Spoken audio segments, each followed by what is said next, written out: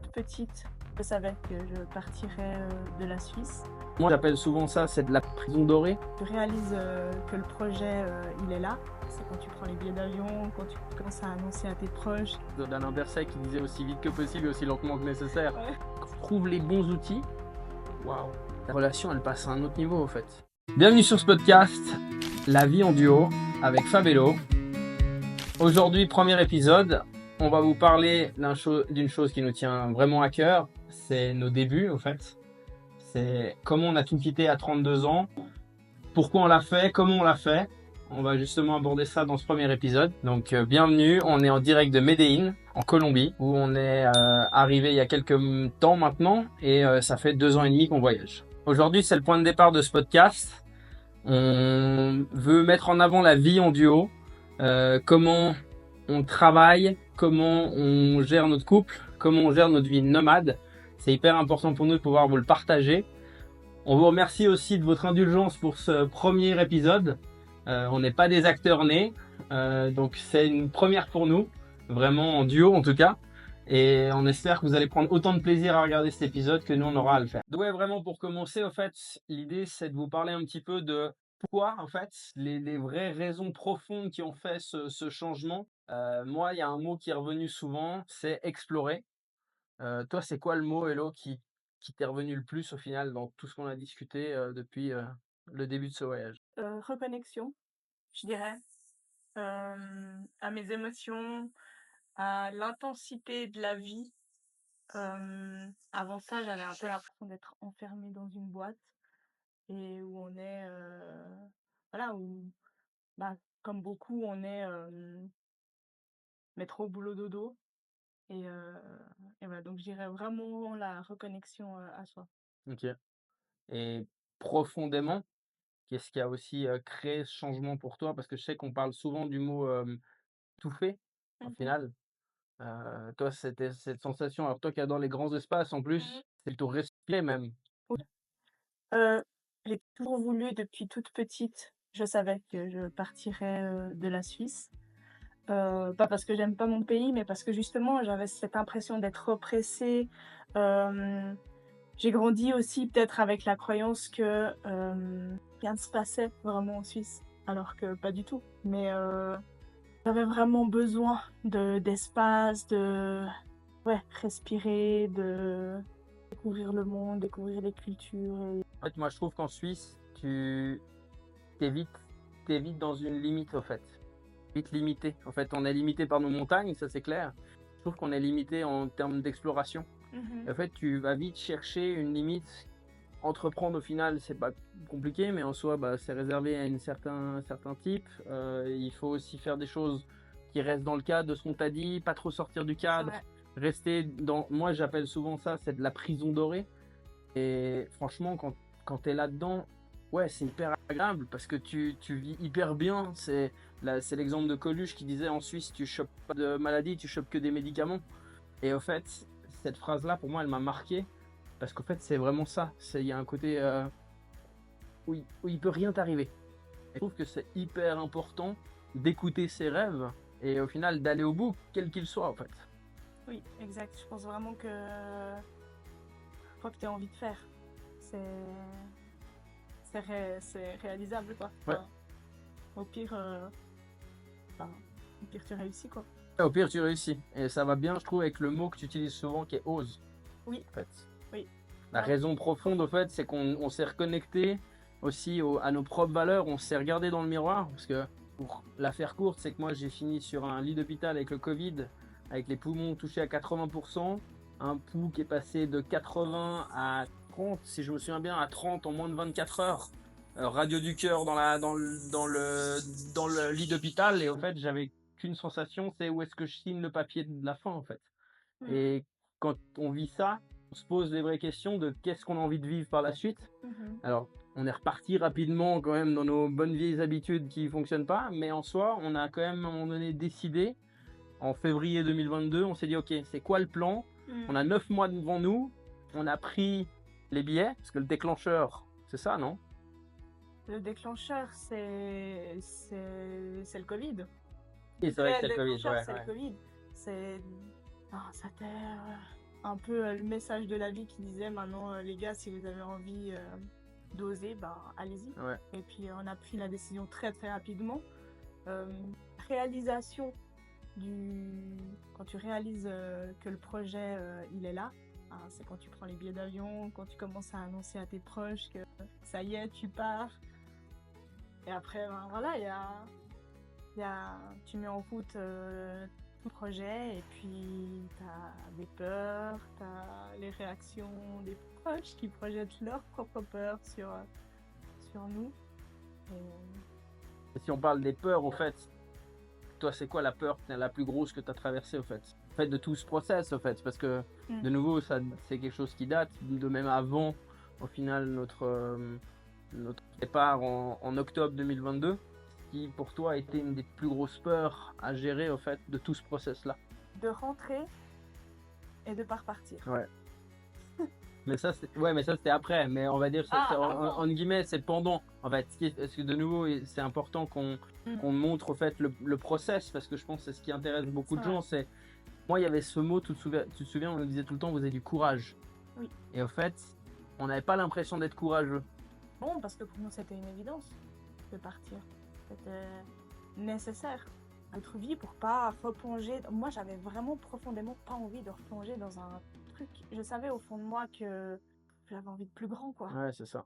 Vraiment, j'ai des ambitions, mais pas que les gens qui restent en Suisse, ils n'ont pas d'ambition, attention. Mais c'est vraiment ce besoin profond de découvrir le monde, et aussi peut-être de me reconnecter à moi. J'avais plus de difficultés, peut-être, en restant... En Suisse, tu dis? Ouais, peut-être. En Suisse, j'ai cette impression que tout le monde se connaît. Et moi, je... Oui, c'est un village. Oui, mais... C'est un village, il y a tout le monde qui se connaît. Enfin, tu vois, tu me parlais avant ça m'a fait rire, parce qu'au fait, au moment où tu as dit nécessaire, j'avais la phrase d'Alain Berset qui disait aussi vite que possible et aussi lentement que nécessaire. Ouais. Et c'est très suisse, en fait. Oui. On va vite, mais pas trop vite non plus. Et en fait, bah, ça nous sert pour plein de choses, mais c'est petit, la Suisse. C'est 9 millions d'habitants. Nous, on vit dans une région à la base où il y en a 2,5 millions, si je ne me trompe pas. Donc ça fait pas grand chose, au fait.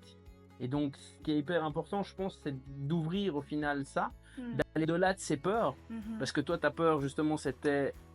Ah oui, bah... de pas partir, au final, même au-delà de ça. Ben, alors oui. Bah, je sais qu'il y avait cette peur-là, cette peur-là. Bah, en fait, c'est très paradoxal, parce que ce truc de quand tu commences à vendre tes affaires, tout d'un coup tu dis non mais est-ce qu'on n'est pas en train de faire une connerie, parce que c'est complètement l'inconnu. Et moi j'ai ce truc de, tu sais, se sentir en sécurité, d'avoir un toit sous la tête. C'est important pour toi. Ouais. C'est l'ancrage c'est ce qui moi me sécurise vraiment, ça. Et de partir à l'inconnu, en plus dans un pays qui est le Mexique, pour commencer, c'est pas forcément le plus sécure. Oui, parce que c'est ça aussi, c'est qu'en fait, sur le moment, on a vécu des peurs assez folles, c'est que on est vraiment parti comme de bons Suisses, ça c'est sûr, en ayant 6 mois d'avance surtout. Donc ça donne aussi, parce que souvent les gens ils nous posent la question aussi, la notion du budget, comment vous gérez le budget. Donc on pourra même faire un épisode là-dessus si ça vous intéresse, mais c'est hyper important de déconstruire au final plein de choses. On a appris aussi à négocier. C'est une peur qu'on avait, c'était la peur de déranger. Ça, c'est très suisse aussi, tu vois, ah non, il faut pas déranger. Alors qu'ici, si tu déranges pas, il y a rien qui se passe, au fait. Et autant on l'a vu en 2 ans et demi de voyage, quoi. Ma peur, en tout cas, au départ, moi, c'était la peur du manque social. Changer tout ça, parce qu'à l'époque encore, je buvais de l'alcool, je sortais en soirée. J'avais mes 4 entraînements de foot, enfin 4 entraînements, on s'entend, mais 4 fois au foot par semaine. Et je pense que les peurs sont légitimes de tout le monde. Et en fait, c'est beaucoup de les exprimer, les métacommuniquer et d'arriver, autant pour toi que pour moi, à se montrer vulnérable. Mais vulnérable dans le bon sens du terme, pas en mode on va pleurer tous les 4 matins. C'est juste de se dire, écoute, là, nous on parle beaucoup de métacommunication, de dire, ok, je ressens ça, ça me procure ça. Ne pas juste passer au-dessus de son émotion, de vraiment la communiquer. Et au final, c'est ce qui nous a même sauvés à certains moments. Quand on ressent une peur, c'est très souvent le signal qu'il faut oser plonger dedans. Et Ouais, c'est paradoxal pas se aussi. laisser contrôler en fait. Parce que si tu te laisses contrôler par ta peur ou par tes peurs, à un moment donné, tu finis par te perdre. Et enfin, c'est un cercle vicieux. Franchement, il y a un truc qu'on nous a demandé souvent, c'est une phrase qui revient souvent en général, c'est est-ce que vous avez des regrets? Là, d'avoir des regrets, moi, j'ai pas l'impression qu'on en a, parce qu'au fait, on a essayé plein de trucs et c'est ce qui fait qu'on est aujourd'hui ce qu'on est. Je pense que c'est important de bien identifier qu'est-ce qu'on aurait fait de différent. Ouais. Ben, je pense que la première chose, c'est de pas réserver 6 mois à l'avance. Alors après, évidemment, on grandit et on évolue durant le voyage. Et je pense que c'était important de le faire comme ça pour se sentir, en tout cas pour moi, j'avais besoin vraiment de me sentir en sécurité, de savoir où est-ce que j'allais, de savoir que j'avais mes billets de bus, mes billets Parce que maintenant, ça se passe comment, juste? Ah non, bah maintenant, C'est comment comment on organise des fois nos journées? 24 heures avant, et même des fois Le jour même. le jour même. Et ça aussi qui est magnifique, je trouve, dans le voyage, c'est de se laisser porter au final. Ben, par La magie de l'instant présent. l'inconnu, ouais, Oui, à exactement. l'instant présent, la magie de l'inconnu, c'est vraiment ça qui est beau dans le voyage et c'est un apprentissage sur soi de fou parce que on se rend compte on a beaucoup de ressources en nous, que justement les peurs qui faisaient partie de nous, en tout cas pour moi qui faisaient partie de moi avant, surtout sur cette notion de sécurité, aujourd'hui ça me pose aucun problème, tu vois. Et en fait, c'est qu'au fait, on est passé dans un minimalisme évidemment matériel. C'est-à-dire qu'on a arrêté d'aller chercher le bonheur à l'extérieur, on a été le chercher à l'intérieur réellement. C'est-à-dire qu'on a essayé d'être les cordonniers bien chaussés de notre propre métier. Ça aussi, en parlant de faire différemment, notre métier, on aurait changé pas mal de choses en termes stratégiques, on aurait fait mieux. On aurait aussi mieux défini les gens avec qui on voulait travailler, etc., etc. On aurait mieux identifié tout ça. Parce qu'autant on a fait des super chiffres au départ, mais à un moment donné, au fait, on a été dépassé par l'équipe qui n'était pas, en tout cas, prête à ça. Nous y compris, hein, évidemment. Bien sûr. On était quand même dans une démarche où toi, tu démarrais ton activité. Et ça, c'était quand même un gros challenge pour toi. Oui, oui, bien sûr. Bien sûr, parce que quand tu te lances sur les réseaux sociaux, c'est du taf, quoi. C'est du taf en marketing, en strat. Enfin, ça se fait pas comme ça. D'autant plus que moi, je viens vraiment d'un domaine. Déjà, j'ai toujours été salariée. Et je viens d'un domaine très humain. Et je me souviens, tu faisais des heures à rallonge, tu allais le samedi, le dimanche, machin, je te posais le matin, je te récupérais le soir, aussi fatigué le matin que le soir, au final. Et on se croisait, au final. On était, ce qu'on dit souvent, c'est qu'au fait, la majorité des couples sont en coloc. C'est vrai. Et regarde le temps que tu passes ensemble par rapport à la qualité de la vie que tu as. Aujourd'hui, au fait, on passe quasiment 24 heures sur 24 ensemble, mais notre vie est vachement mieux. On a quand même grandi dans ce modèle où on partait en vacances à l'autre bout du monde pour se mettre dans un resort all-inclusive, 2 semaines. Je me souviens, extraordinaire, on avait quand même loué une chambre dans un hôtel all-inclusive avec le bar dans la piscine pour au final que je n'aille jamais au bar dans la piscine. Tu vois? Tu t'en souviens de cela? Bien sûr. Qu'est-ce que tu as ressenti comme liberté en arrivant? Qu'est-ce que tu as ressenti comme vide? Qu'est-ce que tu as ressenti comme instabilité dans l'après, en fait? Le pendant, mais surtout l'après du départ. L'après du départ, déjà ce sentiment de liberté qui est ma valeur première, donc très contente. Mais c'est manifesté comment pour toi, en fait? C'est quoi que tu as ressenti? Parce que la découverte, j'allais partir découvrir le monde. Et à chaque... que ce soit dans l'avion ou que ce soit dans une voiture ou dans un bus, j'ai tout le temps la tête dehors. Je suis tout le temps en train de regarder. Je peux passer 12 heures à mon hublot. Oui, et rappelle-toi aussi, moi je me souviens, c'était l'arrivée à Cusco en avion. Ouais, Tu te souviens, tu avais des larmes parce que justement de dire waouh, c'est vrai que c'était incroyable. La Cordillère des Andes, c'est vraiment très très beau. J'ai pas eu de sentiment de vide parce que, à part mes proches, vraiment. Mais sinon, vraiment, mes proches, et je parle de mon cercle, il est très petit, hein, c'est ma maman et mes frères. C'est le seul vide parce que je suis pas quelqu'un, je vais pas dire pas sociable, mais j'ai pas besoin d'avoir beaucoup de monde autour de moi, je suis très très bien.